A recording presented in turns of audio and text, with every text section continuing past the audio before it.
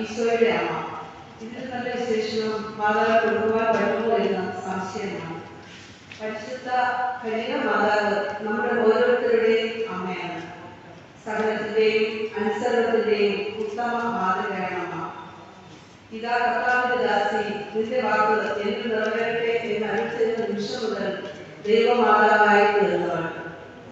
പരിശുദ്ധ അമ്മയുടെ ജീവിതം എത്രയധികം വേദന നിറഞ്ഞതാണെന്ന് ഞാൻ പലപ്പോഴും ആലോചിച്ചിട്ടുണ്ട്. സ്വന്തം മുതൽ കുരിശിൽ തൂങ്ങി മരിക്കുന്നത് കാണാനിടയായ ഒരമ്മ എത്രയധികം വേദന നിരക്കമാണത്. സകലത്തിന്റെ മാതൃകയാണ് അമ്മ. അവിടുന്ന് അപലർക്ക് തുണയാണ്, രക്ഷകന്റെ അമ്മയാണ്, ദൈവമാതാവാണ്, നമ്മുടെ അമ്മയാണ്, നമ്മുടെ രക്ഷകയാണ്. നമ്മുടെ ഓരോരുത്തരുടെയും കുടുംബങ്ങളിലെ ഇല്ലായ്മകളെ പരാതികളും കണ്ടതിന് ഈശോയിലൂടെ അത്ഭുതം പ്രവർത്തിപ്പിക്കാൻ തക്കവണ്ണം മാതാവിനല്ലാതെ മറ്റാർക്കാണ് സാധിക്കുക?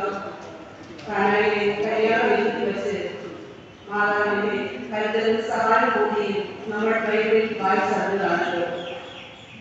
മഹാമാരിയുടെയും തൊഴിൽ നഷ്ടങ്ങളുടെയും ഈ കാലഘട്ടത്തിൽ നമ്മുടെ ഓരോരുത്തരുടെയും കുടുംബങ്ങൾ മാനസികവും സാമ്പത്തികവുമായ പ്രതിസന്ധി ഘട്ടങ്ങളിലൂടെ കടന്നു പോവുകയാണ്. പരിശുദ്ധ മാതാവ് ഈശോയിലൂടെ നമ്മുടെ കുടുംബങ്ങളിൽ അത്ഭുതം സൃഷ്ടിക്കും എന്ന് നമുക്കും ഉറച്ചു വിശ്വസിക്കാം. ശിശുവിനെയും കൈകളിൽ വഹിച്ചുകൊണ്ട് നിൽക്കുന്ന പരിശുദ്ധ കർമ്മ മാതാവിനെ നമ്മുടെ കുടുംബങ്ങളിൽ നമുക്ക് സമർപ്പിച്ച് പ്രാർത്ഥിക്കാം. കർമ്മമാത PCC യൂണിറ്റിന്റെ വാർഷികം ആഘോഷിക്കുന്ന ഈ വേളയിൽ പരിശുദ്ധ അമ്മയുടെ സംരക്ഷണത്തിന്റെ അടയാളമായ ഉത്തരീയം ധരിക്കുവാനും മാതൃഭക്തിയിൽ വളരുവാനും നമുക്ക് ശ്രമിക്കാം.